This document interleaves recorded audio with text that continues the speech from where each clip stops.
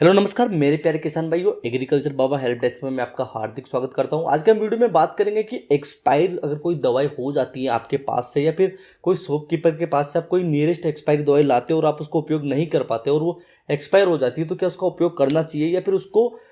Destroy कर देना चाहिए। तो इस वीडियो में आपको मैं जो भी जानकारी दूंगा वो मेरे अपने पर्सनल यूज और मेरे अच्छे कुछ फार्मर हैं उनके अनुभव के आधार पर दूंगा। तो आप इस वीडियो में दी गई जानकारी को उपयोग करने से पूर्व अपना अनुभव और किसी से सलाह जरूर कर लेवे। तो चलिए इस वीडियो की शुरुआत करते हैं। अगर एक्सपायरी जो दवा हुई है उसका फॉर्मुलेशन WP में WG में मतलब दानेदार है या फिर पाउडर फॉर्म में, तो आप अगर कोई इंसेक्टिसाइड है और फंगिसाइड है जैसे थाइफोनेट मिथाइल हो गया, मेटालिस मैनकोजेब हो गया, कैप्टन प्लस हेक्सा हो गया, इमिडा हो गया, हाँ, मतलब इमिडा हो गया, थाइनोक्साम हो गया, अगर इस प्रकार के फॉर्मुलेशन में तो आप इसका सबसे अच्छा उपयोग इसको नीचे फर्टिलाइजर के साथ नीचे उपयोग कीजिए। क्योंकि अगर फंगिसाइड है तो वो जड़ गलन, जड़ सलन और नीचे जो भी फफूंदनाशक रोग है उसमें काम करेगा, और अगर इंसेक्ट है तो नीचे की सभी प्रकार के कीटों में बहुत बेहतरीन काम करेगा। और आपको वहाँ पर बिल्कुल भी ये सोचने वाली दिक्कत नहीं है कि कितने साल पुरानी है, उस पर वहाँ पर उसका नुकसान होने की संभावना न के बराबर है। दूसरी बात, अगर आपकी कोई दवाई लिक्विड में है तो वहाँ पर आपको ये चीज़ ज़रूर देखनी पड़ेगी कि इसकी एक्सपायरी डेट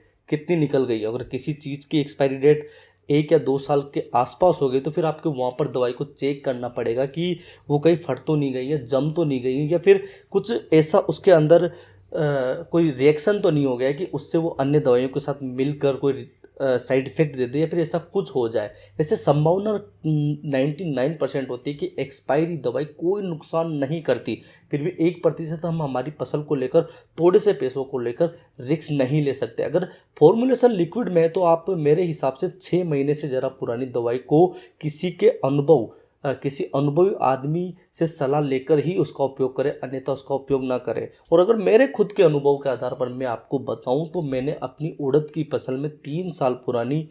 खरपतवार नाशक का भी प्रयोग किया है और उसका भी मुझे बेहतरीन रिजल्ट मिला है। लेकिन वो एक एक्सपेरिमेंट तौर पर मैंने अपने खुद के खेत में रिस्क लेके किया था, इसलिए मैं आपको इस चीज़ की सलाह नहीं दूंगा। लेकिन फिर भी मैं बताऊंगा, अगर आप चाहते हो और 1-2 टंकी स्प्रे करके उस दवाई का प्रयोग करके अगर आपको अच्छे रिजल्ट मिलते हैं और अगर उसको